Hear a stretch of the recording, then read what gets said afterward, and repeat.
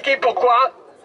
face à un mouvement comme celui auquel nous assistons en Syrie aujourd'hui, mais qui a bouleversé l'ensemble de la région arabe depuis près d'1 an,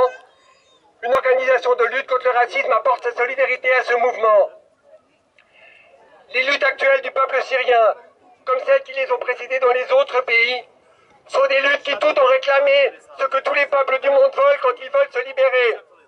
La liberté d'expression, la liberté d'organisation, la liberté d'agir politiquement sans être réprimé, la liberté de revendiquer la satisfaction de ses aspirations sociales, de ses aspirations à pouvoir vivre libre et dignement. Malheureusement, depuis une vingtaine d'années au moins, les dictatures que subissent les peuples de la région arabe ont été justifiées par les pays occidentaux au nom de la soi-disant lutte contre l'islamisme, au nom de la soi-disant lutte pour la défense de la démocratie, parce que ces dictatures auraient été un rempart qui défendrait l'Occident.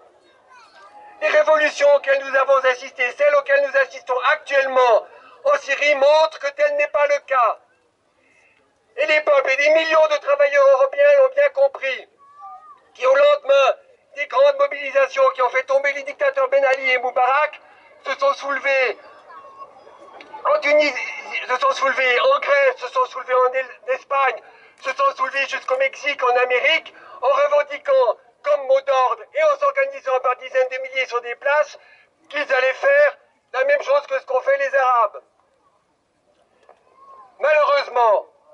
ces soulèvements auxquels nous assistons depuis 6 mois, auxquels nous assistons depuis 9 mois, que nous continuons de soutenir, n'obtiennent pas aujourd'hui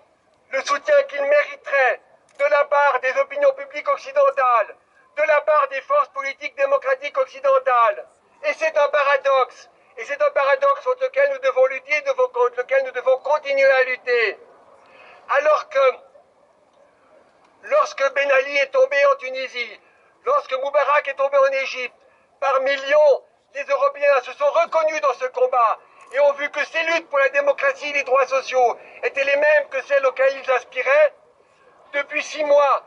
les peuples européens sont habitués à penser qu'il faut se méfier des migrants parce que ceux-ci envahiraient nos pays, qu'il faut se méfier de l'islam parce que celui-ci serait un danger. Et cette crainte-là pousse aujourd'hui de nombreux Européens à être passifs face à la solidarité que méritent les peuples syriens, que méritent les peuples tunisiens, les peuples égyptiens, les peuples algériens et tous les peuples de cette région.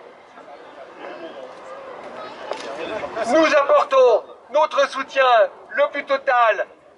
à ces mouvements. Nous sommes satisfaits de compter un grand nombre d'organisations sociales, syndicales, politiques, parmi celles qui ont apporté leur soutien à cette manifestation. Il y a encore un long travail à faire pour arriver à convaincre nos opinions publiques, les travailleuses et les travailleurs de ces pays, que les peuples qui luttent aujourd'hui en Syrie mènent le même combat que celles auxquelles ils aspirent, que les revendications démocratiques et les revendications qu'ils portent sont de même nature que celles qu'ils espèrent pouvoir réaliser un jour. La solidarité internationale ne se divise pas, elle s'additionne. Et la lutte contre le racisme est un instrument important de cette solidarité. Je vous remercie de votre intérêt et je passe maintenant la parole à Hafid Ouardiri de